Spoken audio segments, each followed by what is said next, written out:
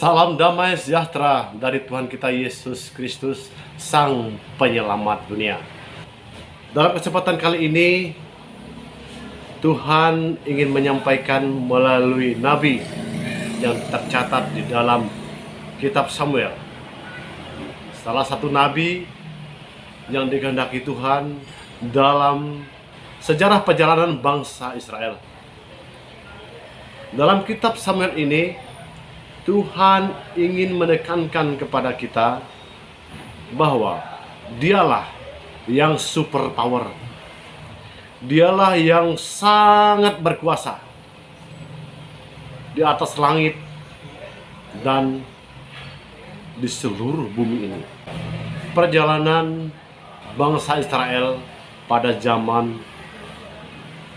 kepemimpinan Eli, seorang imam yang memerintah bangsa Israel pada saat itu, di mana Tuhan sangat berkuasa atas bangsa Israel.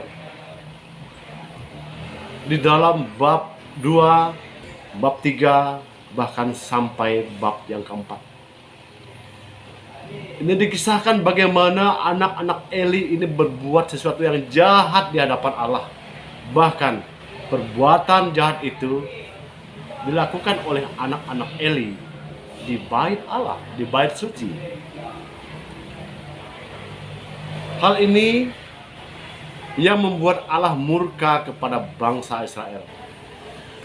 Pada waktu itu peralihan dari Eli kepada Samuel, kepemimpinan bagi bangsa Israel. Di situ Allah membisikkan, berfirman kepada Samuel bahwa Allah akan menghukum bangsa Israel melalui keturunan Eli, yang notabene-nya adalah imam, yang notabene-nya adalah orang yang berkuasa pada saat itu. Kedatangan seorang tentara yang dinanti-nantikan Eli untuk mendengarkan kabar hasil daripada pertempuran bangsa Israel yang dipimpin kedua anaknya pada waktu itu. Dinanti-nantikannya dengan jantung yang berdebar-debar. Eli penasaran apa gerangan hasil daripada peperangan yang dahsyat itu.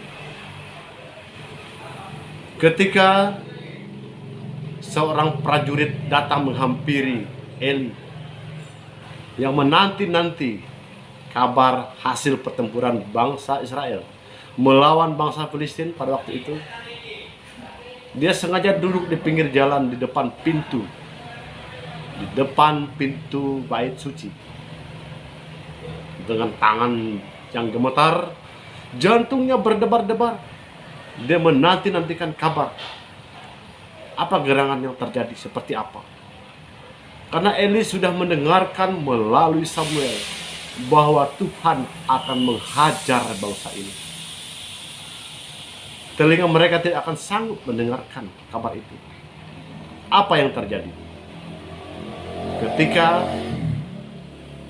prajurit itu datang menghampiri Eli,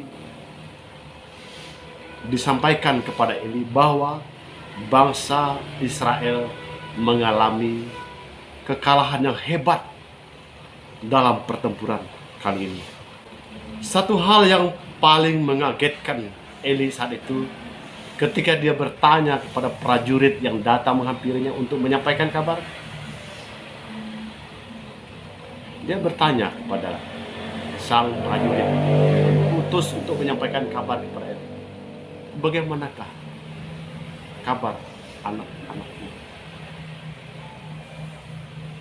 Disampaikan oleh prajurit itu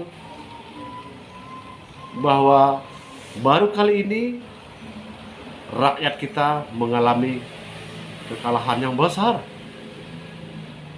Bahkan anakmu Hofni dan Pineas turut gugur di dalam pertempuran itu. Mendengarkan kabar itu, sontak Eli menjadi sangat syok. Karena selama ini kedua anaknya dengan gagah perkasa yang mampu menumpas bangsa-bangsa dengan mata pedang, kemenangan gilang gemilang.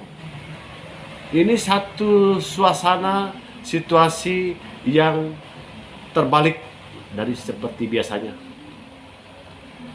Bahkan yang paling membuat Eli syok adalah tabut Tuhan, yaitu tabut Allah, ikut dirampas oleh bangsa Filistin pada saat itu.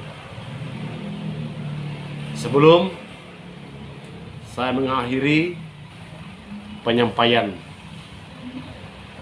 firman Allah yang disampaikan oleh kitab Samuel pada saat ini, saya ingin membacakan kepada kita satu ayat kunci dari bab 2. Begitu banyak ayat kunci, namun ini yang menjadi pilihan, yang harus menjadi pegangan bagi kita, di mana Allah sanggup melakukan segala perkara dan Allah sangat berkuasa atas segala-galanya.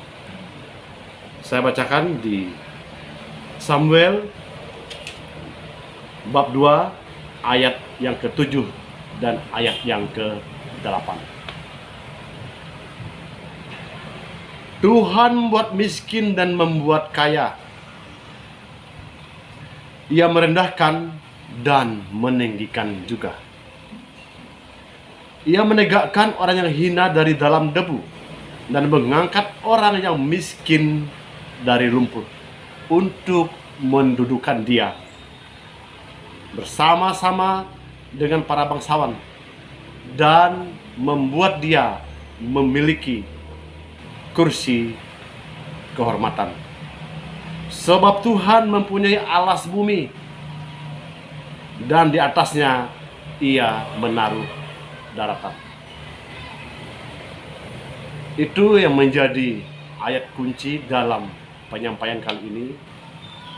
Semoga apa yang sudah saya sampaikan tadi dapat menolong saya dan saudara-saudari yang terkasih di dalam Tuhan kita Yesus Kristus, dan mampu untuk meneguhkan iman kita.